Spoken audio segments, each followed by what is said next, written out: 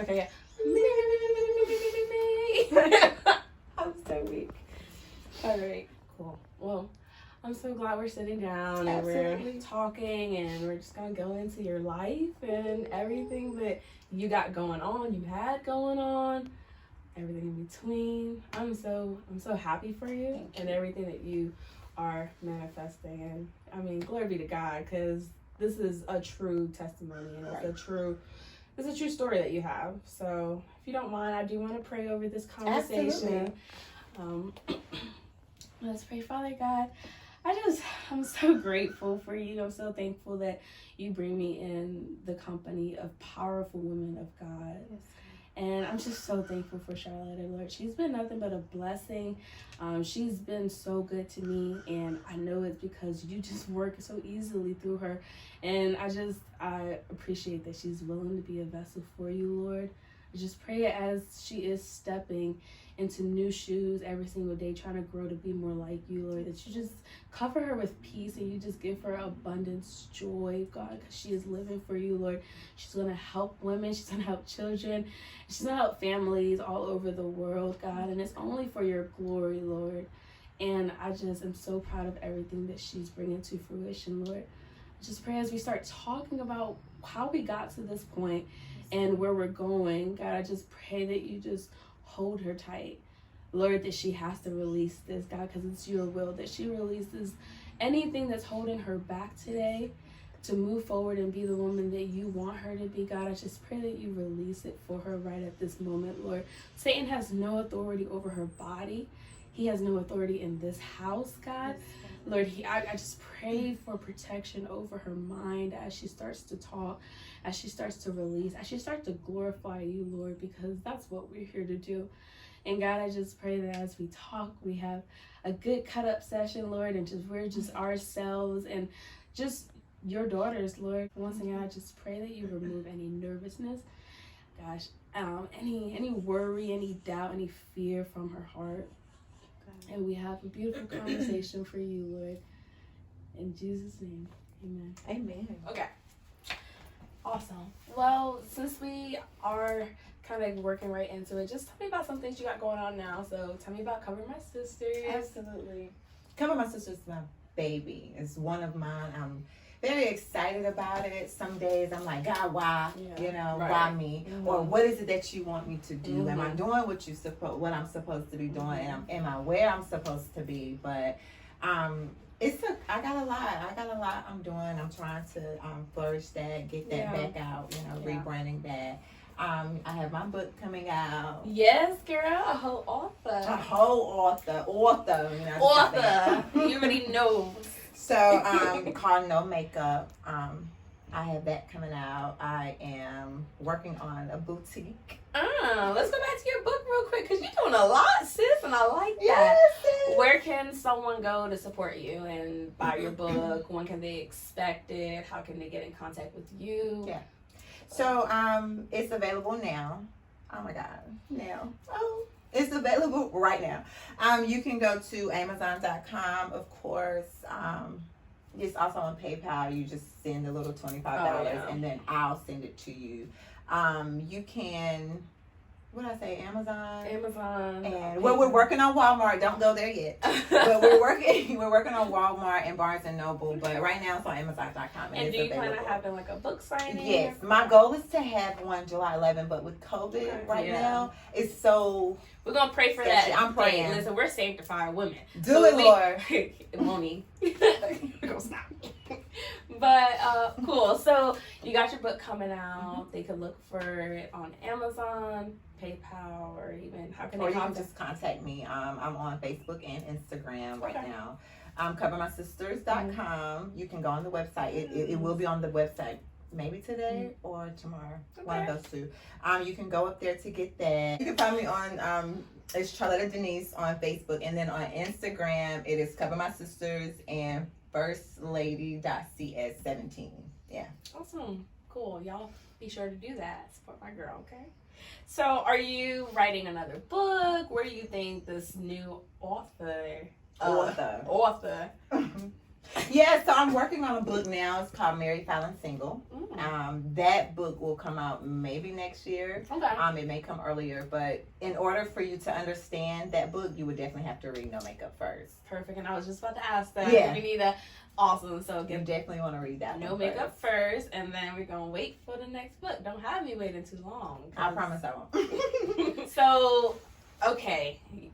This is the biggest thing that just makes me adore you so much. You're a mom of 2 kids? Yeah, back in 2009. So how many kids you got? Tell me about your kids. Yeah, I have 7. 4 boys and 3 girls. That is beautiful to me. Those are my little saving grace. But 4 boys and 3 girls. My baby girl, Skylar, she's 3. And then my oldest, Jaden, he's 14. Sheesh. And all the ages in between. Right. Golly, that's a big family. It is. That is exciting. I love seeing you on social media with your family. Just Thank like, oh, you. they're so cute. Aren't they the precious? They're just so cute. They are. I thank God for beautiful kids. I mean, you probably don't know if your child ugly or funny looking, you know? Right. Thank God, I just want. Your kids they're past that. They're cute. They're very cute. Thank you. You know, I love you. Okay, so you call them your saving grace. Absolutely. Why?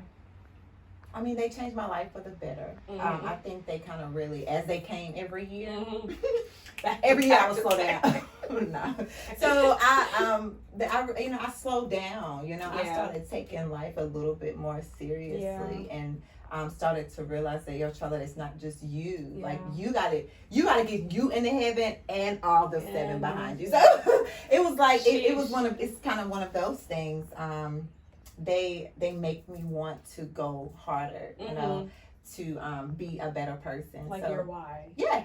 They're I mean in capital letters. They are my why. That is so dope. Growing up, for me it was just difficult, you know. I grew up in a different home setting, you know. There was a lot of it was just angry. To me, it was just dark. You know, my mom was dope, but she wasn't that mom where you could just go and just lay on her or lay on her chest. You know how you have some people, you like move or they don't have you close on them. Yeah.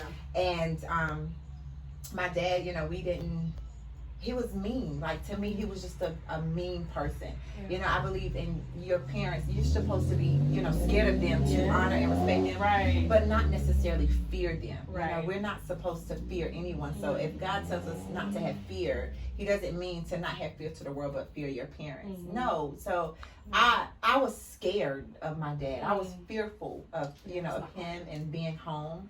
I grew up in an abusive home, so my dad was, you know, he was abusive to my mom. He was just out, so he did a lot of stuff, you know, all these different kids, all these different women. It wasn't a good example for me. As I got older and as I started to realize it wasn't a good example, and going over to my grandparents' house as a kid was the best thing to do. You know, I have a loving family, meaning they love in their own way. We always get together, we eat, we cook out, we grill. That's love. Right. But that wasn't my love for them. But I loved to be around them because I knew with my cousins we were going to have a ball. So we did family-oriented things. You know, we always looked like the Cosbys to the world. Right. But at home or inside, we were more like Ike and Tina and the Jackson 5. And nobody would have ever known. Right. Wow. We all put up an image, and you're never going to know a person till you actually let them, you know, open up a little bit. You know. To share everything. Yeah. So how's your relationship with your dad now? Now, in 2020, we are in a better place. I feel like I can go to my dad about anything. I can talk to him. And I'm like, yo, Dad, this is X, Y, and Z, or this is what happened or whatever. And he, you know, he may say his 1-2 step word and that's it. But it is what it is with him. You know, my dad has always been who he is. And I had to, as I got older, I had to accept that, okay, Charlotte, wherever he is or why he is the way that he is, it didn't start with him, it started before him. So it wasn't, he's only loving to the ability that he has, you know, to love. And that made, you know, that was his form of love. For my mom, that might have been her form of love, but it wasn't for me. I needed that closeness. I needed you to I need to know that you love me, not just, you know, show by the things that you do. Make sure we eat every day. Those are things that you're supposed to do. It's not, you know, you're supposed to make sure that I eat as a little kid. You're supposed to make sure that I'm dressed and covered up when I go out and my hair is done or my nose is clean. Those are the things that you're supposed to do as a parent. But I needed to, you know, you needed to tell me who I was in Christ and who I was as a person, what purpose was over my life, and that you will be speaking life into me instead of telling me everything that I wasn't or everything that I'm not. Those are the things as a parent that you're supposed to do. Is you got to instill love. You teach love. You know, it's not. You don't know how to love a person. It's got to be taught, you know. Wow, that's a good point. I love that you're in a place where you can at least understand where he was coming from. A lot of people that feel like someone did something against them may, you know, hold a grudge and just never want to understand and just leave it as what it was. So I think you're in a beautiful place, and I just glory to God for that. So when you were growing up, though, you said there's a lot of anger in your house. Did that make you an angry kid? How were you as a child? As a kid, I was a mean girl. I was a fighter. I was a firecracker. Girl, I'll fight anybody and their mom and their dad. I was a vicious kid. I was angry. I didn't have any friends. You were gonna like me, and if you got too close to me, then I would distance myself. I would cut you off. I talked to people, but I didn't know how to talk to them, so I was mean to them. That was my form of communication. That's what, you know, that was, you either like it or you know, you don't, but I don't care. Like, I didn't care. I grew up at school, the only black girl in my class for years. And I feel like my mom should have fought for that. But even though it was little old Johnson County, I still felt like I was always the only black kid. So I always had to be tough now at school, and I got to be tough at home. So I didn't know how to just be a calm girl, you know, because I wasn't going to let these little white kids think that every February in social studies class, when we talk about, you know, the culture, y'all was going to look at me every day. You know, we weren't going to do that with Rosa Parks. We wasn't going to do that. So I would always get suspended around February. Around February, I always had to go home for a little bit. Well, where was your grandma in all this? You talking about her being your best friend. Tell me about y'all relationship. Oh my God, my grandmother is I love her. You know, she's always had that one spirit from childhood to now. Even she's still living. She's in a nursing home, but I don't have that connection with her because she has a disease. She has Alzheimer's disease. So I've lost her. You know, I've lost her 10 years ago whenever she first got sick. But I would stay at her house maybe every other weekend to go to church with her. I just always wanted to be there because I could lay on her, you know, and I could lay on her all day. I could, if she walked in the kitchen, I can walk in the kitchen with her. I could be under her, and she just genuinely loved. You know, it wasn't about girl move or I got to do or whatever, get off me. She would just let me lay on her, and I would lay on her all the time. She was the missing piece. Yeah, I mean, she's so sweet. She don't gossip, never did. You're not gonna sit at a table or sit around and talk about nobody with her, not just me, but nobody with her. And you know, families are two-faced. Family are the most two-faced people, like towards each other than anything. That we all two-faced. I ain't gonna say family. We all, because I've talked about a lot of my cousins too. I love y'all still. But I've been talking about y'all. Like, so it was, and my aunts, I talked about y'all too. And my uncles, I've talked about all y'all. But we've talked about each other. Right, but y'all talked about me too. Still talking. So through that, she wasn't that type. You know, if I called my grandmother, whatever I needed, her and my grandfather, on my mom's side. You know, you always got that mom's side and that dad's side. Yes. My dad's side, grandparents, you didn't know what day you were going to get, so you didn't know to lay on them, to talk to them. I've never laid on my grandfather on my dad's side. My grandmother, no, she was mean. like me. That's why everybody used to call me her. Which I don't think that's good for people to call your kid a person that you already know is a certain way, because you're speaking that over to their life, you know, and you shouldn't say whatever. You shouldn't say those things. My grandparents between my dad's side and my grandparent between my mom's side they were night and day different. They were different. That's all I can say. Very, very different. And you gonna get talked about with them. They're gonna talk about you too. But they were different. You know, it was always like a competition really with them. So I didn't never stay at their house or anything. It was my mom's side.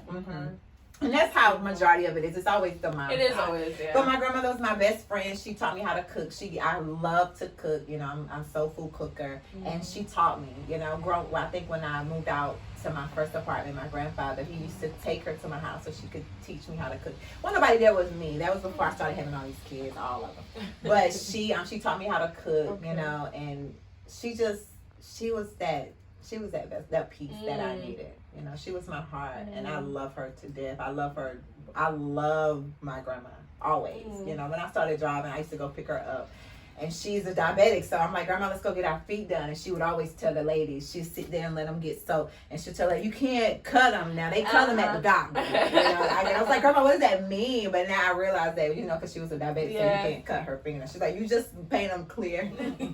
I love that. That is so cute. So I love that you had that vessel and that person is like God sent you an angel to go through those times to be at this point. Absolutely. And I think that's beautiful. So did you bring any of those skills into like your adult life? Let's talk about like your marriage. What was your life like in those situations? I watched my great grandmother lived at the house with my grandparents, and my grandmother,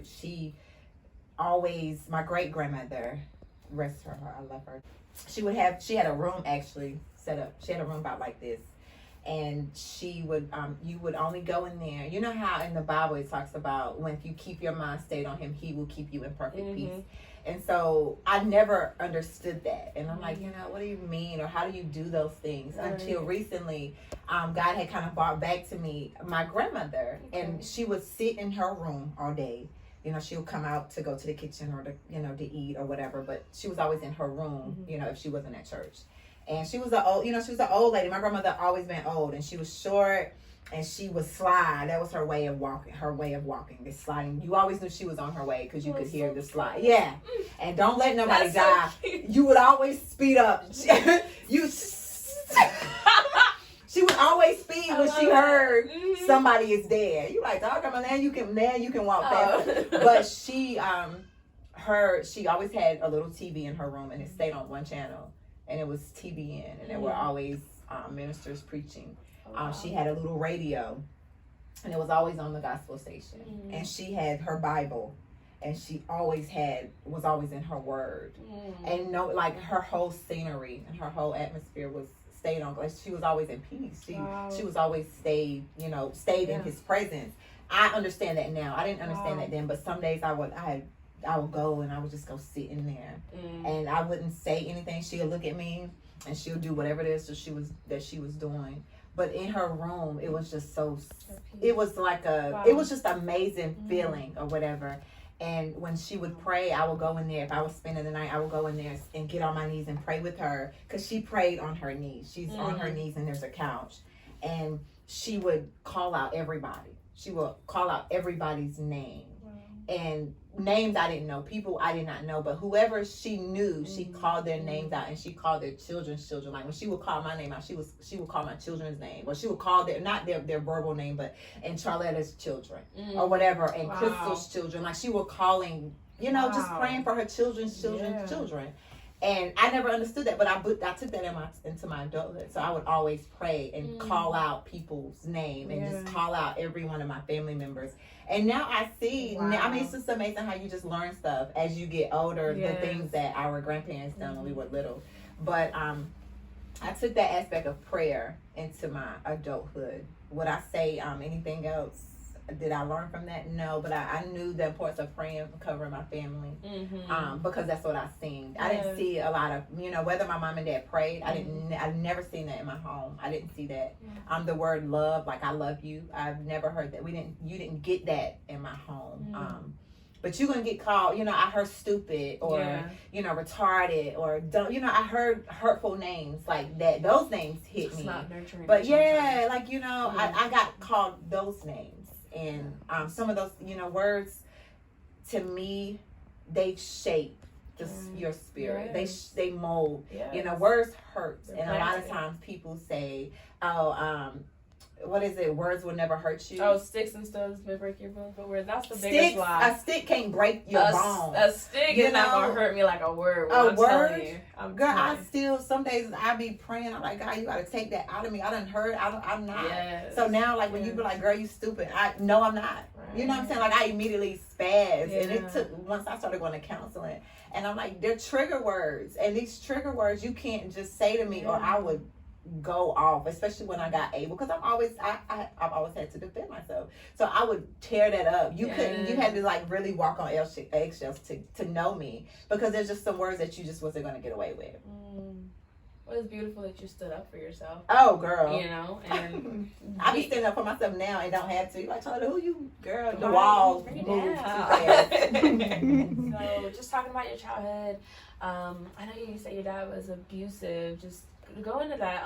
What was one of the most traumatic things that you've been through or seen? He beat on my mom. Right. He was very mean to my mother.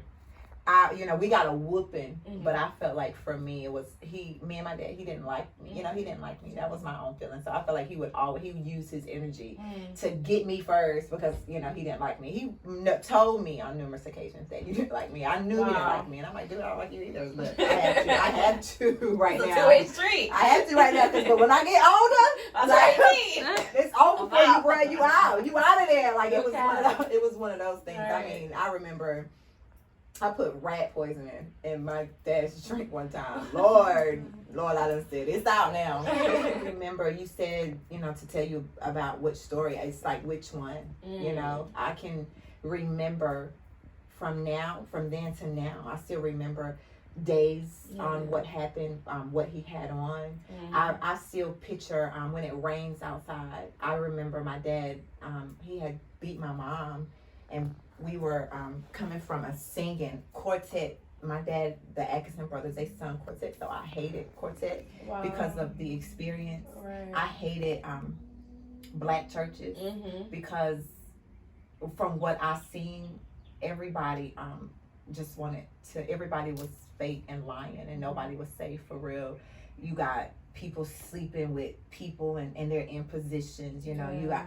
I've seen my uncle and my dad, and they were so filthy married men with other people, and they still played in positions, and it was just like, this is not okay. But of course, I didn't realize until I got older that that's not okay. Wow. So now my way of being a Christian is just as fake as theirs. Because now I will save on Sunday too, and I was doing whatever I wanted to do during the week. I just made sure that I looked like I was saved. We had the power, but we lacked all at the same time, but we lacked the power thereof. We just looked like we got it together. So I knew to go to church and be dressed down. I knew how to wave my hands or stand up to look like I was a Christian for real, but I was living a dark and shadowed life behind closed doors. I was just living what I seen growing up. Wow. But my dad I remember he had on a purple suit. And my mom, I don't know what happened. It was always something. It was always either with a woman, or it was just always something. And it was raining really hard, and he was beating on my mom on the front porch, on the front porch, and we were screaming and crying.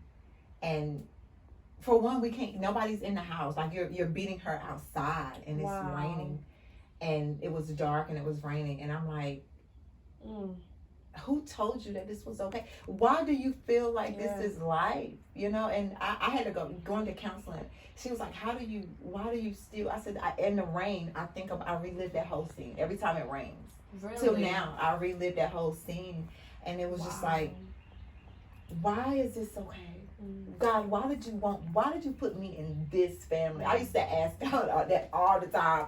I used to be so mad when I would get in trouble, and I would be like, how did you put me here? Yeah. You know, why did you put me in this family? But that really wasn't even the most traumatic one. It's just one that has not left me. And I can just remember it. My brother and my sister, we were literally like this. And we were just screaming. We used to be like, Mom, will you just hush? We would beg our mom because she would always run her mouth. Like she was always running her mouth. And I was just like, why would you not? Why don't you just be quiet? You know he's going to hit you. Why are you still? It's like you wanted it. Yeah. You know? Wow. And boy, you know what? I got in marriages and I got in relationships and I was doing the same thing. I didn't know how to shut up. I was always my mouth was always going. And where did that lead you? Which marriage? You know, let's start with the first one. The first marriage was an accident. You know, I was just I was pregnant, and my first child had passed away, and so I was mad at God, and and my grandmother, I remember her telling me, you know the way or something. I remember her saying something like, you know the right way, and if you want God to bless your marriage or you want God to bless your babies, what she said, you got to do things right. So I thought it was to get married. Gotcha. Or whatever, and that was an accident. Like I didn't even like you to marry you. You know, you can't even say, well, why did you sleep with him?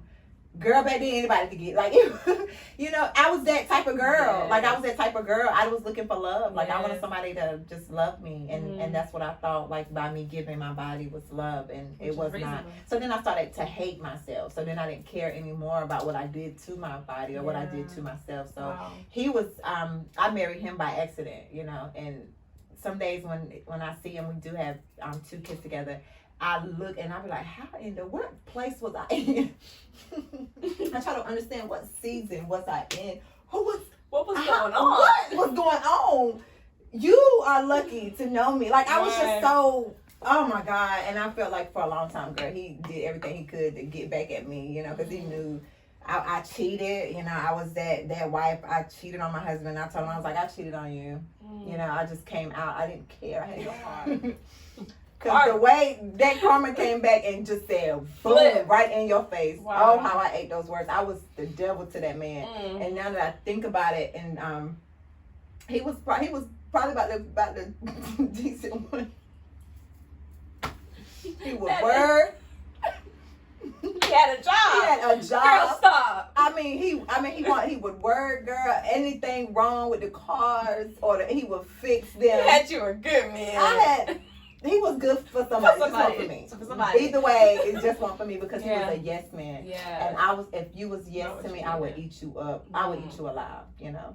And so, you said because I had a manipulative spirit. You said karma kind of punched you in the face. Ooh, it broke my neck, girl. You see my head still. She was stepping on it like, girl, that's why my head like this now. I can't even get my head straight. What did you bring to your awareness? Oh my God. Going into my second marriage, I was like, I'm gonna do everything right, you know. You know, sometimes you'll go and you'll dib and dab in somebody else's marriage, and then you go get married, and you think God just gonna bless that immediately. Right. Oh no, you still gonna reap what you sow. So, when I went into that marriage, very broken, very hurt, very angry, and I was looking to him to fix all of that immediately. Like it was your goal to keep me happy. It was your responsibility to make sure that I am always happy. Because if I'm not happy, you're gonna feel that wrath. Right. My husband, I know there's a dying question in there that you really want to ask. Girl, I know everyone that follows you. Everyone wants to know your husband. The other day, there was a picture of him, and then there wasn't. So what happened with your marriage? How did that end so quick? Where are you with that? Girl, that marriage ended in 24 hours. But oh my God. So I knew that was coming. Yes, ma'am. I need the tea. I knew that was coming. So my husband, Ricky. Initially, he was my best friend. I love that guy. I love my husband. I love Ricky. And we have 3 children together. But going into my marriage, I had 4. I was very, very broken. I was angry, like I said. He took on that responsibility of all Right. 4 of my children, along with the 3 that along with the 3 we end up having later. But he took on all 4 of them, treated them as they were his own. He was my best friend. Anything I went through, he was right there with me. Right. Anything that happened, you know, whatever I did, whatever I wanted to do, he was right there. Our marriage part of it, we got married way too quick. Neither one of us was ready mentally. We were broken. I was broken. He was broken. And he still had like a relationship that wasn't completely closed. He had just had a baby. His baby mom was angry and bitter, so we had to deal with her through the marriage. Yes. That he and I, neither one of us was strong enough for. They started wanting to be daddy of the year, so then we had to deal with them. Nobody was around when I was single and out here tricking and hoeing and all of that. But then when I get serious about life, and then I get into this marriage, and here come everybody wanting their kid. Now everybody want their baby. Now I want to be a father to my baby. Shut up. But everybody wanted to do that, so we went into the dealing with that. I'm dealing with my kid's father. All my kids don't have the same daddy. Did I mention that? No, everybody got their own daddy. But anyway, I don't believe in abortions like that. Right. So I was willing to whatever. If I was woman enough to lay down, I was woman enough to take care of my kids, you know. And all of my baby daddies are sorry, but I was sorry because there was something about my sorry self that connected to their sorry self, and then before you know it, we both had a baby. That is not sorry, but we both were sorry. Right. You know, a lot of times people are like, I don't know how I slept with him. Well, whatever was dirty in you connected to that dirty spirit, and then y'all connected, and now now there's nothing you can do about it. Going into that marriage, all of those things, so we already had to deal with those things. My husband was military, so he had PTSD, he had TB, he has TBI, he has childhood issues, he has adult issues, so he has everything going on top of make 10,000 excuses on why he is the way that he is, and that's okay to be that way. And then I have daddy issues, I have anger issues, bitter issues, jealousy, all of that. I got all of these bags, you know what I'm saying, on me, trying to help him like I'm okay. You know what I'm saying? On top of me having PTSD, all types of anxiety, you know, just I was a very fearful wife. So we both came in the marriage not well and not healthy and not whole. Was I that perfect wife? No, absolutely not. I was a pusher, meaning I wanted you to be great.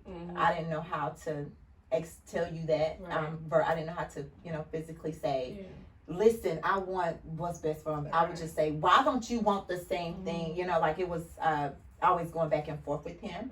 I didn't know how to just say when he needed me to leave, like stop running your mouth. I didn't know how to shut up.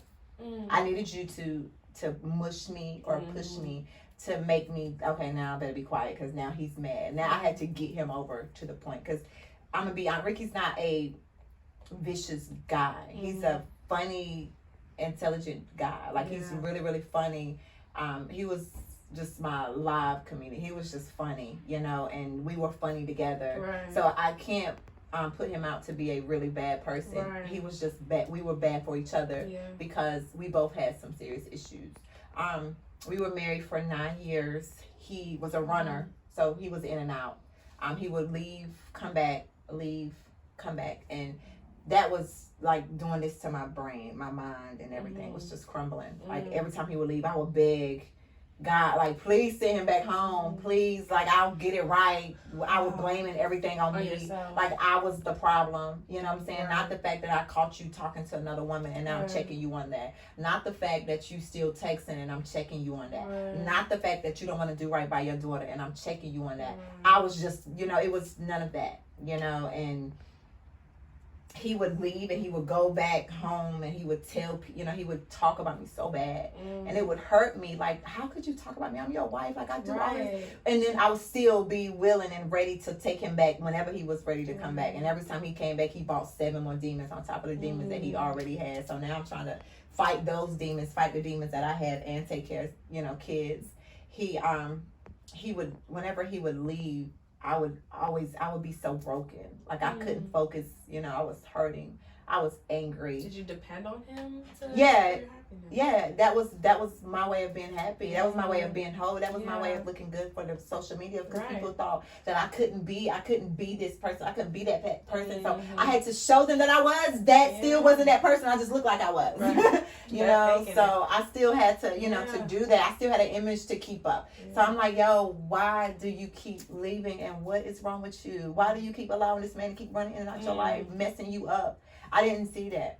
I just wanted somebody to bring. I'm like, God, I need him to get back home before he cheat. Because if he cheat, I don't think I can deal with that. I think I can deal with everything else.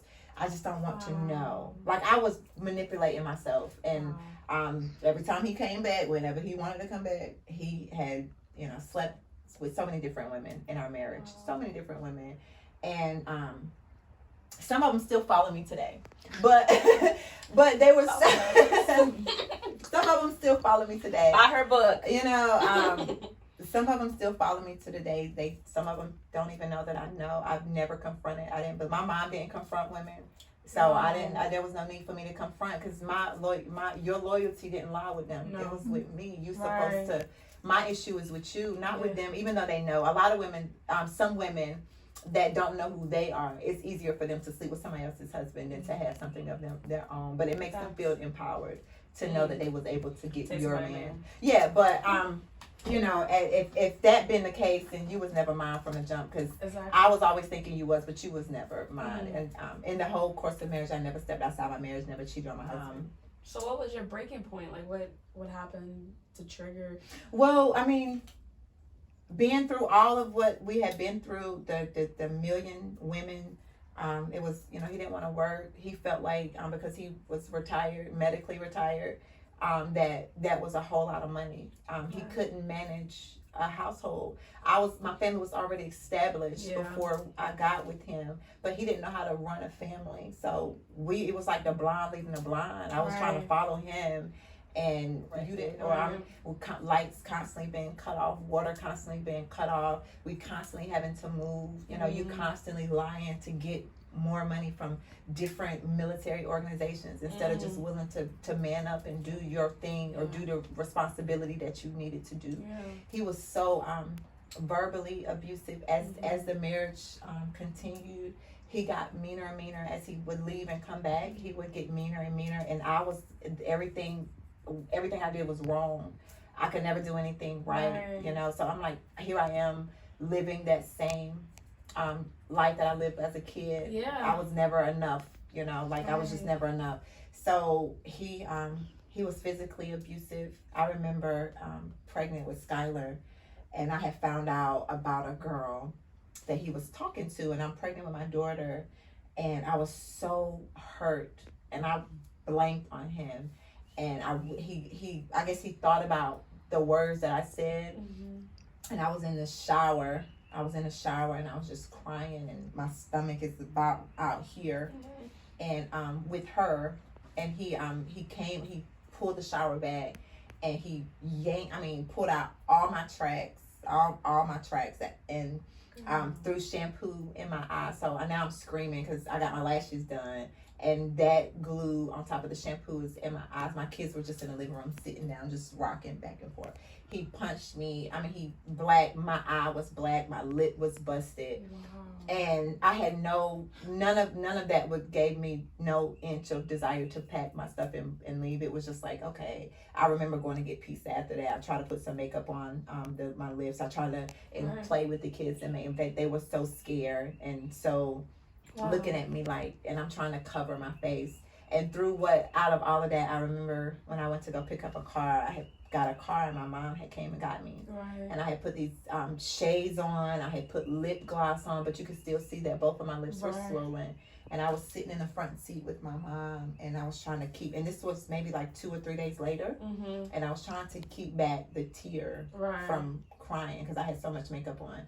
And I was conversating with my mom, and we rode together an hour and a half, and you never knew that your daughter was beat up. Like you never knew that. You know what I'm saying? That Yeah. I was living the life that you lived. She Same. never saw that, and it was just like, Dad. I think on the way back home, I was crying more so because she didn't notice. She didn't even notice it. And so I still had no desire to pack my stuff and leave. Yeah. Being in that marriage, I had no desire to leave. Mm-hmm. Your question to me was, what was the last straw? Whenever I started going back to counseling, and I didn't want to go to a pastor counselor. I didn't want to go to anyone that knew me. I actually wanted somebody different, a white counselor that knew the Lord and was clinical. I found this counselor in my church that I started going to at the time. They helped me to get to her, and I started going to her, and I was talking, and I was laying on the couch. Girl, some days I would lay on the couch, and it looked like she was more heavier than I would when I leave, because she was like, I can't believe you've gone through all of that, and yet you still stand, and yet you still get up, and you're, wow. You know, she would be so blown away with some of the things that I would share to her. And I remember one day, I can't remember the exercise that we were doing, but I'm going to show y'all. Anyway, it was like 2 little balls, and I was sitting there, and I had my eyes closed. And she was like, now what, how do you feel? It's some things that you hold. The music is low, it's dark and cozy in the room. And every time I would go, I would drive all the way to Raleigh from Fayetteville. I'm like, God, you just got to, whatever I need to get off of me, to release me, to be a better person, help me to talk about it. And so God revealed a whole scene to me in my head, and I was sitting there and I was talking. And I don't remember, I was just talking, and tears was just rolling down my face. And in the midst of that, I just popped up. I was like, and I dropped the things that was in my hand. And she was like, what do you see? Right. What is it? What do you see? You know, that talk that they do. I don't know if you've ever been a counselor, but they're like right there. And she's like, what do you see? And I was like, I'm living my mom's life. Wow. The life that I begged God that I didn't want to live. The person that I begged I didn't want to be like. I didn't want to be like my dad. I didn't want to be like my mom. I was actually both of them in one. And I was living my mother's life. I was living the life that I saw as a little girl. And she was like, and how does that make you feel? That right there. What do you mean? How does it make you feel? Like, you see tears? Like, I'm crying. That means I don't feel good. But I told her, I said, this is not okay. And now I'm raising a bunch of angry and bitter kids. And from that moment, I would get home, and all of this was 2019. I wouldn't say anything. I got really quiet. My husband knew that he had lost me at that. I checked out. I believe a woman, she checked out way before she ever physically leaves. I was checked out of my marriage 5 years ago, 4 years ago when I was a girl. I had Logan. I went through my whole pregnancy by myself, and I'm gonna get back on this story. But I went through my whole pregnancy by myself. He was telling people that I had cheated on him, and that makes sense. Saying that Charlotte is on crack and that's why I left her doesn't make sense. My husband will always lead to what makes sense to people. Right. So his way of going out and saying that she cheated made more sense than saying that she's because I cheated before, and everybody know if we together, and we're gonna have some fun. Yeah. So it was easier for him to say that than to say that's not believable to say that she's on drugs, but it's believable to say that I cheated. Right. You know. So he was telling everybody that my son wasn't his. I went through that. My placenta was separated from the baby, so that was very dangerous. They told me that either I was gonna live or my baby was gonna live, but we both, that wasn't an option because of the way that the placenta was growing out, was bulging out. And I told my pastor about it. I talked to some of my family members about it. I was in the midst of going through a battle custody with my boy's dad. He was taking me to court for full custody. His wife was a bitter person that was so jealous. And she had called Child Protective Services on me and tried to act like she wasn't who she was. But they had told me, it was a lady with a strong New York accent, clearly. Right. But she had told them that I wasn't feeding my children and that I wasn't, that I was this bad person. So I had Child Protective Services coming in my house checking to see if they got food, if they got clothes. I'm being talked about all through the world, all through Johnson County, that I had cheated on my husband and this baby wasn't his. I'm trying to raise 5 kids and with no job because he provided, but he was gone, so he left. Right. Nobody's gonna hire somebody that's pregnant. Yeah. I don't know how I got through. All I can tell you is that the Lord kept me. Not one day was I late, did I miss a payment. He covered me. And going through my pregnancy, all I had was my mom. And I remember having him that day. Ricky came up to the hospital taking pictures for Facebook, making it seem like he'd been around since day one. And one of his little side chicks that was following me, she got mad because he was at the hospital. And after I had my baby, he came in. I was like, I really don't have anything to say. I said, because I'm getting ready to go into surgery, and I just don't want to go. I don't want to just deliver this baby angry.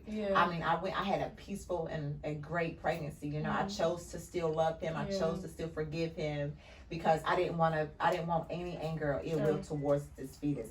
And at the hospital, I said, Mom, if anything happens, just know I want my kids together. Don't separate them because of what Tremaine is doing or what Jada's dad is doing. They need to be together. I had got my life insurance policy up and stuff together. It wasn't that I didn't trust God, but I was still making sure that they were going to be straight a little bit. If that did be the case, So I didn't never feel that I was going to die. I just didn't feel that way. I didn't feel like God was going to take me because I already know what He showed me. So I didn't feel like He was going to take me, but that was where we were at. And so He said, I remember going in, I was like, after the baby, I was like, oh my God, we both made it. I was so happy that we both made it. As soon as I said that, I was holding the baby up like that. And as soon as I said that, the doctor told Ricky that she was like, I don't think you should leave. Your wife is very sick. And he was like, oh no, I'm not. I'm leaving. I'm just going downstairs. And she was like, okay, well, don't leave because, she's really sick. Girl, the joke, he left. And this girl picked him up from the hospital. Her name was Martha. And he picked her up from the hospital. Picked him up from the hospital, and he left. And he left me, and I was dying. I was postpartum hemorrhaging. Wow. And he left. And when I remember blood was just pouring out. And that was the first time I ever heard my mom. She sent a group text out to my family. I made her cry. She sent a group text out to my family and saying we need to pray. And I remember looking at my mom, and my body is reacting now. So my body is getting ready to shut down. And my mouth was trembling. I remember I said, Mom, I'm bleeding too much. And I heard the nurse, she was like, I need some help in here. We need some help in here. And at this time, I remember her phone rung, and she said, baby, I can't talk right now. It was her 10-year-old son. But she said, I have a really sick mom. And he said, oh, I just wanted to call and tell her I'm praying for her. This little boy don't know me. He does not know anything. I don't even know that. I didn't know the nurse. So she said, okay. And she said, my son said he's praying for you. What? I never said anything. She just said, my son said he's praying for you. And I remember the doctor came and she's pulling, and I'm screaming because she's pressing on my stomach. And she said, ma'am, she said, Miss Sanders, your uterus is full of blood clots. And she said, your uterus is full of blood clots. And we got to get you to the OR, and you may or may not make it. She said, and she told my mom, she said, she's going to be on life support for about 5 days. And so she told my mom to pray or do what you do, however your religion is. And they started running me to the OR. And I remember the bright light. It was really bright like that. I remember those bright lights because you get ready to go into the OR. As soon as they opened the door, God said to me, he's like, he just said to me, clear as day, he said, either you forgive or I'm going to pull you out. And I said, I choose to forgive for 200 allergy. The blood stopped immediately. And there was no, they didn't remove my uterus. There was no surgery. There was no surgery. There was no life support. There was no life support. God is good. My mom, we came back in the room. I did have to have 5.5 bags of bags of blood because I had lost so much blood. And my mom said, she was like, I thought they were going to put surgery, and she was like, the blood just stopped. And my mom said, just stop. She told us, and my mom would tell you the same story. She's like, what do you mean? That woman said, I don't know. That's what the doctor said. She's like, I don't know. The next morning, other nurses that was there, because there was so many doctors and nurses that was running to my room to help, they came back in the next morning. They was like, I just wanted to see the miracle because I knew when I left here that you were dying. And so many women died the postpartum hemorrhaging. And I had a baby. I had Skylar 9 months later. So to tell me that God is not real, or to say, girl, he showed me who he was. It wasn't nothing that nobody had to tell me. I didn't have to read it in the Bible about what he done for the blind, how he made the lady that was bleeding, how he stopped her blood. No, he showed me. So I have no other choice but to always know that he is who he said that he is. No matter the mistakes that I make, the things that I do, I still know who he is, and my Right. relationship with him runs differently Mm. because it took more than just a conversation with me. Right. You had to show me, and he did. And Wow. at that moment when I came out of surgery, I didn't see my husband for about maybe a month after. And my uncle said something to me. He was like, "What?" When he came to see the baby at the house, because I was in the hospital for 6 days. My family, on my mama's side, how they came and they took care of me. You know, somebody was always staying the night so they could cook. My mom stayed for a week, and then my aunts, they rotated out. You know, my little cousins rotated out to come and stay with me, to help me. You know, it was like God is just. It was different. But in that transition and in that time, and I was just sitting back, and I'm like, your husband left you on your dying bed. Mm-hmm. And he didn't even come to see about you. He left you. And so whenever, the more I heard it, I remember my uncle said, "So you mean to tell me that you a sorry man?" And he was so upset, and didn't understand how somebody could leave their wife and they're dying, and the doctor tells you that she's really sick, and you leave with a whole nother funny looking human, you know. I mean, you know, I could understand a funny looking, not the alien from Lilo. Like, so this is what you. But anyway, bless her heart, she trying. So it was like, God. The more I heard it, I physically checked out. Did he come back? Yeah, I welcomed him right back with open arms. Because in my mind, I felt like my family was together, but I was still hurt. I was still broken. I was still mad. When we would have sex, I would cry. I was detached from him. I would go in another room. He would tell people, she don't want to touch me. I was so detached. Girl, you know those things that you stick together and it takes forever to pull. But when it's pulled apart, it never gets back even. You put it on, but it's not going to stay. Right. And that's how my marriage was with him when that happened. And going back to the counseling thing, whenever that scene, I told him, I said, I got back home, I said, this is not working. December of 2019, I remember laying in the bed and the lady called about the house. You know, Ricky all this money was getting missing, and it was, money, like $1,000 here, $1,100. It was always something. I'm like, well, what happened? You know, and now I'm looking at you like, you supposed to be X, Y, and Z, and you are not doing any of this. Why am I with you? Because now what are we together for? Right. Like I was getting angry. I was starting to be mad at church. I hated my church. I left my whole church early. Because I say early because there wasn't time for me to go. But I left. I was so disappointed at them. You know, they love my husband, and I'm like, nobody got the spirit of discernment in here. Right. Nobody, you know, but they did. It wasn't them. I can't even, and everybody and everything around me was the problem. Right. Because I was miserable. You know, I was miserable. Nothing worked. I didn't want him to touch me. I didn't want him to come around. I was sick. I remember having to go to work for these few months before the big thing happened. I know you're ready for that. But anyway, before the big thing happened and I didn't have to work, I was working 3 jobs to just not be at home. And I would sit, girl, I would call, like, hey, y'all need any help today? They're like, no, we're short. We're good. I'm coming anyway. Y'all don't got to pay me. And her name she was like, no, you don't have, no, I'm coming anyway. And it was at the mall. It was a part-time job. And I would sit in the parking lot at the mall. And I would just sit there. And I'm like, well, he should be getting ready to go about 7. So whenever about 7, I'll head back home. And I had been sitting there since 10 o'clock that morning. And I would be sitting there or whatever. Wow. I didn't want to be at home. You know, he would sleep all day. However he looked is how he looked when I got back home. And, you know, we didn't have daycare because it was so expensive. So he would watch them, but they would watch themselves, and they're 1 and 2. One day I came home, they were outside and on the porch, and he in their sleep, and it's a 1 and a 2-year-old.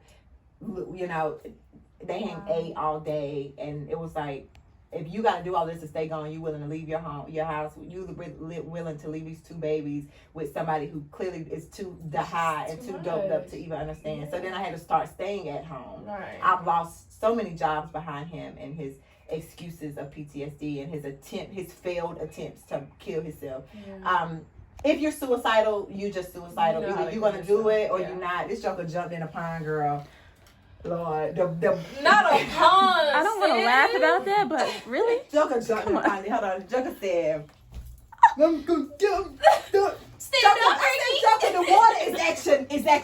Get up. Stand up. Get up. The water right here, and you 8 feet, nigga. You ain't gonna die that way. Now, people don't do that. No, lay down in the water if you want to die. This is your way of murder. Oh, self-murder. But so he was manipulating. Yeah, he was manipulating me. So I would have to quit a job because he was getting ready to kill. He said I can't take it no more. Bull crap. I went through all of that, but so I had to start staying at home, and the verbal abuse got worse. He always called me stupid, and he said that I was retarded, that I was a waste, and that he should have never married me, and that only men. He was like, if you leave, men will want to sleep with you or whatever because of how you look, but ain't nobody gonna wipe you up. You got all those kids, you got all those baby fathers. You would never be nothing. I settled with you, my husband. He said, I settled with you. He was like, I had doctors and lawyers. I was like, but yet you show people like Martha and Stephanie. So either where they at? Because now why are you showing me Bubble and Bubble Butt? But nobody, but where's the doctors, where's the doctors and lawyers that you speak of? Go get, where they at? But it was always the hood rats that would come creeping out all the time. Not the doctors and the lawyers. Right, I ain't seen them doctors. I ain't seen no doctors. Now you just taking it too far. Stop lying. Now you just lying again because he was a compulsive liar. Like he lied. I think Ricky lied so bad that he began to believe his own lies. So I was disgusted with that. Everything I was disgusted with. You asked like what was my breaking point. There were so many broken points that it's like I could just pick one. So many reasons. Girl, we December 2019, and I was trying to explain to you what the money been missing and all of that crazy stuff. I get a call from the landlord, because he paid all the bills. Like that was what he was supposed to do, and he won't paying the bills, and if stuff always getting cut off now. Where's this money going or whatever? And girl, the water people called. He had been stealing water since we've been living at the house. And mind you, he pays all the bills. I had no idea. And I remember going to church one night, so I was like, Ricky, the water is off. How is the water off? The water is $20-something bill. I was saying. And so he he called me while I was at church, and he showed me the water being cut on. He was like, I paid $300 and I got the water cut back on. I was like, okay. So I'm at church worshiping. I feel better. Right. The next day they called. This joker had been turning the water. He had been turning the water on himself. So the water had physically been off at the water company since June. So for 6 months, you were stealing water. No, not water, baby. I baby. would go and counsel, and I was so heavy. I was crying about that. And then we finally March. No, he plays crazy. He calls the people to come and pick him up. Mm-hmm. So I'm like, yet again, you leave me to figure something out, because I would always have to figure out when he get us in a mess. I would always have to figure out how to get us out. So he played crazy, and they came and picked him up, and yet here I am trying to figure out how to pay the $1,600 water bill to get our water cut back on for the children. That was in December. March 29th come, and I was already done. I was completely over, and I was on my way out. I was looking for somewhere to live for me and my children, and he comes home drunk. He was hanging with his brothers, that he calls them, in Raleigh. He had left the girls home by themselves. I was out getting the boys' haircut that day, like I always do, because I would take them to the barbershop or they wouldn't get a haircut. I was really that all around, do everything. So I called him. I was like, did you really leave? I said, see, this is what I'm talking about. This is why I don't want to be with you anymore. I said, this is why I cannot sleep with you. This is why I do not like you. Right. This stupid stuff that you always do. Ricky, I said, we are growing. We're just aging, but we're not growing. And I seen a picture of when we first got married to now. And I was like, do you see the only thing changed but our look? I said, we're not growing, And I hung up the phone. Later on, about 1:30 that morning, about 1-something that morning, I looked out the window, and he was not there. My truck wasn't outside. So I said, okay, this is crazy. I called him. This joker had me blocked. Now, how you gonna block my number? How do you block my number? Because I called private, and he knew it was me. That starts at 7. He knew it was me calling private, so he didn't answer at all. And so my prayer was, God, listen, if this is your will for me to be in this marriage, then help me to love my husband the way that you love him. Right. Help me to see him the way that you see him. Help me to be the wife that he needs me to Yes. be. But if it is not your will, Lord, make an escape. Let me go. Yeah, make an escape. I said, because I can't do this anymore. I can't Yeah. live like this. This is hurtful. Dream. And I'm dying. I'm dying. Mhm. And I'm a visionary. I have dreams. God shows me things through dreams. I went back to sleep. That was about 1 something in the morning. I want to say 3:18 in the morning. I woke up, and my husband, I woke up to, girl, that night, I just, I don't know. He beat the brakes off of me. Like, he really, I just did. I didn't know if I was going to make that one out, you know. Wow. He was, I could smell the alcohol Mhm. on his breath, so I knew not to say anything, and I kept just saying, I'm sorry. Like, I was trying to say sorry, Mhm. and I was covering my face, Wow. and I was covering my face. My son woke up because he had punched my son in the face. I mean, in the chest. I'm sorry. He had punched my son in the chest. So, because he fell asleep on the couch. So, immediately you're up now. He's up. He was 12. So, he's up. He can't go back to sleep. You don't punch this boy in his Yeah. chest. So, he heard everything that was going on. You would have, Wow. he tore the house up. But he had pulled, I was facing that way. So, the way he came in, I wasn't facing him. And he had pulled my hair. He, threw me. He slammed me on the ground, on the floor. So I kind of fell on my back. And it's ironic. I don't know why I slept this way from the bed versus facing the headboard. I slept that way. But if I did, my heat presser and my table was there. So I would have hit my head if I would have slept that way. So I was sleeping that way. And he threw me down, and he was just telling me how much he hated me and that he was going to kill me. And he was kicking me and punching me, and he was strangling me like that. And, you know, I was just moving a little bit, like grasping, trying to breathe. Yeah. And I was just like, God, like, I know you're not getting ready to take me like this. Like, I know I'm not getting ready to die. And I was just trying to move. I mean, and he was just having his way. And I never felt, I don't think I felt a tear roll down my face or anything. I was just like, God, this can't be. Next thing I know, he jumps up, and he's like, he punches the walls. He punches these holes in the wall. And I'm still just like, I'm trying to move. My ribs are extremely sore. My throat is really, really sore. And it's like dizzy. Like, I'm like, Wow. It's dizzy. And he come back, and he like kicked me with he had on these really nice heavy boots, and he kicked me like right here in my head. So I just like that. And then he's like, I hate you. You ruined my life. He was just going in and in. And I was like, God, please. And next thing I know, he fell asleep. And so he fell asleep on top of me. And I was just like trying to move over. This whole side was gone, felt like, but I was trying to move over. So I eventually got from him. It took me a minute to really get up. And I opened the door, and I was just like, Jay, because I couldn't say anything. Right. I didn't want to breathe. It was just very painful.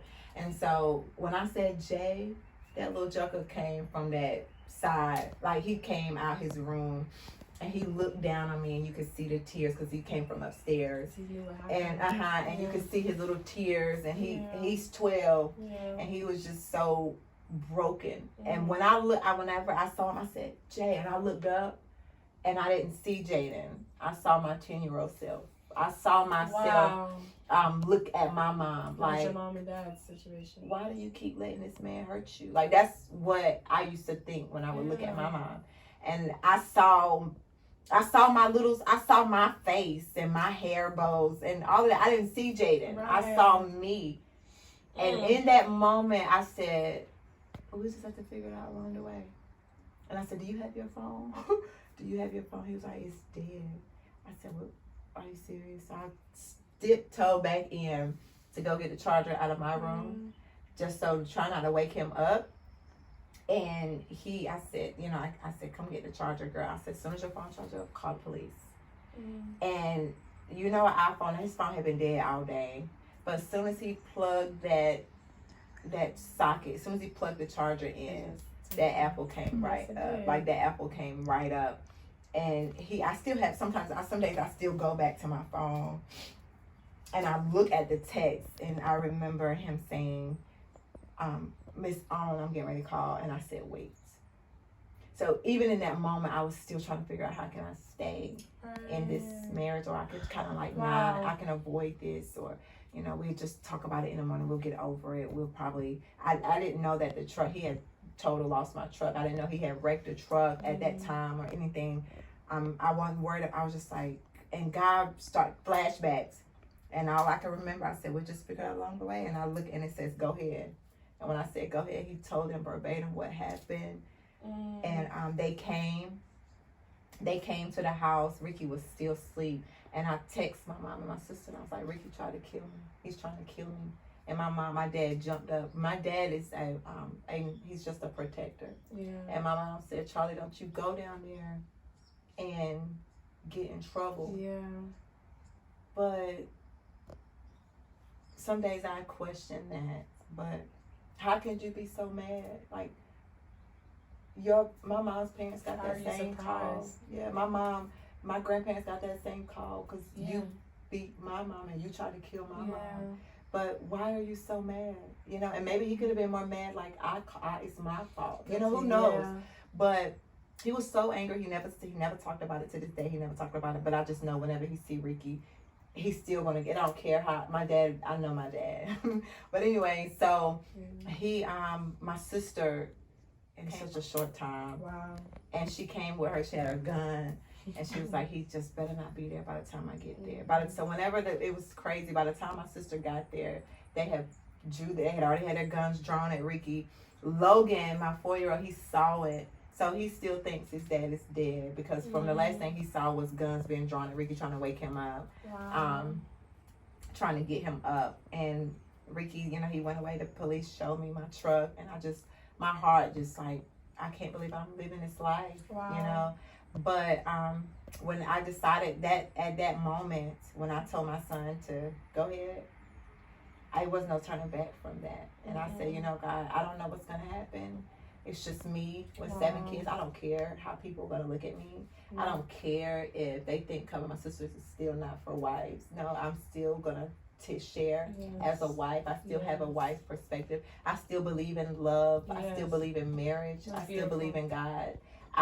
That was the first time, and my husband has left a total of 6 times total running out, but I still haven't cried over that situation. I still haven't had not one desire to beg God to bring my husband back. Right. I just started to a point where I can pray for him and ask God to cover and protect him. My hate, I don't have any hate towards him. That's beautiful. But I mean, I have 4 boys and 3 girls, and I can't afford for my girls to think it's okay to get beat up on, or my boys to think it's okay to beat up on a girl. It's not okay for my girls to just keep running their mouth because they don't know how to shut up, you know, or my boys to think that they can't handle a female talking. So it was bigger than me, you know, and it was, how can you say cover my sisters, and how can you tell women what to do or how to be a better woman, but you can't even handle your own household. You allow somebody to beat on you and cheat on you and tell you that you're nothing, but then you go out here and try to empower another female. It's impossible because now you're just talking off what you think instead of what you live. That's a good point. That was the reason why we're not together anymore. I'm glad you made it out of that situation, though. Yeah. Are you in a place like, would you ever remarry? Like, would you ever get married again? Yeah, quick. Well, right down the alley. That's beautiful. Yeah, I sure would. I would. Girl, it's hard being single for me. I'm not this single one. I'm not that single one. Yeah. When people say I love my singleness, okay, good for you. Right. I don't enjoy being single at all. I have no desire to be single. I'm okay in my singleness. But I don't want to be in my singleness. No. You know, I want to be single. I don't want to be single. Right. So, okay, well, so where are you at now? Like, are you at peace? How are you? Who's Charlotte right now? Oh my God, I'm so happy. You know, I'm not mad at Ricky at all. I thank God that I went through what I had to go through. Girl, when I say if you really want to be kept, God will keep you. You know, going back out, I did once I left. You know, I did convert back to that worldly Charletta. Yeah. Not saying I left God. I still love him, but I did go back out to the worldly Charletta, the doing the most Charletta. Girl, you get a picture in a minute, honey. Upload, seeing. You know, I kind of. Ooh, but they broke me. But anyway, so I was all over the place. You know, I was back out. I was dating, going on dates, girl. Enjoying, knowing I was wrong. Living but I your had to be, life. but I had to be high. I started Yeah. smoking weed, you know, to eat, Yeah. to go Wow. to entertain somebody. Like if I was going to be with this guy and we were going to go out, I couldn't be Charlotta because Yourself. the convictions would eat me alive. Wow. So I would be high and he Mm. thinking I'm dope, and I'm just like, You don't even know half the. you're not even gonna get a conversation after this, bro. Like, I ain't gonna remember. and then you call, I'm blocking this. Block. gotta Now call me you from block. it. I'm like, yeah, I'm just trying to get myself right with the Lord. Like I said, that's really what I've been telling people. I'm just But trying you to work. are. Yeah, I am, but I was all over the place. You know, I Yes. was out and I was partying or whatever. Not partying hard, but I went to lounges and stuff. Places I knew I didn't need to be at. I wasn't strong enough, but I'm in a really good place. Like I'm excited. You know, me and my children, we were able to get our own house, and I was telling my mom, I was like, Mom, I've been in my house by myself, just me and the kids for a year, and my rent. I'm ready for mortgage, but my rent, I had to go to rent. My rent is $1,450. That's a lot of money. But when I say I haven't missed not one payment, I don't know how the money just be there every month. Yes. You know, I don't worry about my bills. My bills are paid, every last one of them.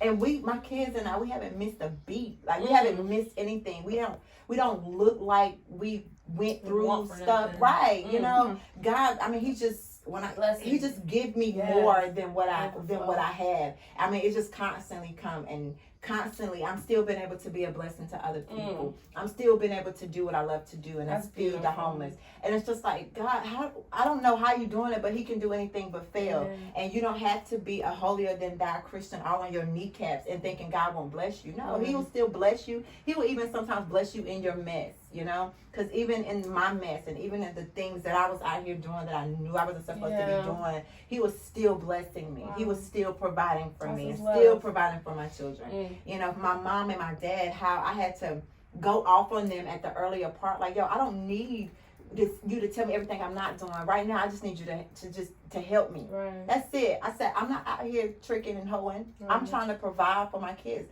I said, God, I can't drive from Goldsboro to Raleigh. I need something local. He gave me a job that I don't even remember applying for, making more than I have ever made. And still just, I didn't have to go flying down to social services and begging. I didn't have to go to the unemployment office and begging. Like I didn't have to use public assistance to live. And I'm not knocking anyone that do. I'm just saying he didn't do that for me. You know, he was like, I'm going to show you who I am without any of those extra resources. You know, and he took all the resources away, and he just provided, and he continues to provide even in this pandemic. I finished the whole book and published it, and still was able to pay my bills on time. That's not a thing. That's a God thing. And you can't question it. If you ever can say God did this because X, Y, and Z, then it was never God. God is unexplainable. You can't explain him. I can't explain the things that he do. All I can say is that he done it, and it's done. And who wouldn't serve him, you know? And me trying to get back on that, Charlotte, look, this man coming over, or you going over to this man's house is not worth your life. It's not worth you getting lost in the midst of it and going to hell forever and ever. It's not worth it. Lord, God, take this desire that I have for men and wanting them to be in me and around me. Take that away from me. You know, take that weed desire where I don't need to taste that anymore, but I can serve you freely and happy about that. So that's where Charlotta is right now, you know, as healing them off. You know, I'm doing what I gotta do and what makes me happy, and that's, you know, my children, cover my sisters, my book that is coming out, and you know, helping these women that are in domestic violence situations. I never wanted to add it to Cover My Sisters because I felt like I didn't want to talk about my mom and my dad's situation. But then when it hit me and it was like, yo, Mom, I know you may not want to talk about it, but I still seen it. So I'm going to share. It has to. It does. You know, women are dying. You know, men get beat up too. But I'm not a man, so I can't cover my, you know, I can't speak for that. But I can speak from, I understand that it's not easy, and it is easy to leave and go and come right back. You know, my mom, they would break up and come back home, and I'm like, you know, I would be so excited that we was leaving, you know, and And Right back. yeah, come right back. I'm like, what's the point of keep leaving? If you ain't gonna do nothing about it, then let's just stay here. Right. You know, if this is how you feel. But where did it start at? You know, where did it start? These generational curses are real. Yes, And they are. we don't. You either deal with it or it's gonna bleed into your kids. That's right. And I don't want my girls to be okay with being punched or being slapped. Oh, girl, next time just don't say nothing to him to make him mad. Let me tell you, if you can't say what you need to say and it make him mad, he gotta hit you. Then that's not to do for you. That's right. I want my girls to be lovable people, and they love because that's what they saw, not because I gotta love because that's what. No, you're just supposed to love people That's regardless, and I want them to be happy. You know, if the Lord do decide to send me somebody, then I've made my request known. Send me a good man that with a good background, a good family that can pray for me and that can pray for my children and teach my girls. You know, Lord like you. yes, and you just as hungry for God and God. You go to God on how to lead your family. Yes, You know, that's okay. but if you don't, Lord, please, now, because I ain't requested to keep this single. Don't do it, Lord, please. Well, I'm so happy for everything that you've got going on. I'm excited to see you just triumph and just grow from here. Honestly, you came such a long way. You got a beautiful testimony. I can't wait till the whole world knows about it. And y'all, seriously, read this woman's book, okay? And stay in contact, because what this is God. This is God showing himself in flesh. And it's beautiful. And I just think that you are so blessed to have a relationship with the Lord like that. Thank you. Me too, And girl. he is using you, and you are being obedient. There's so many components that get to the point where you can show God, and you're being obedient, and that's, I know it's hard. So it's hard now, but you're doing amazing, and I'm so proud of you. Thank you so much. Seriously, this is great.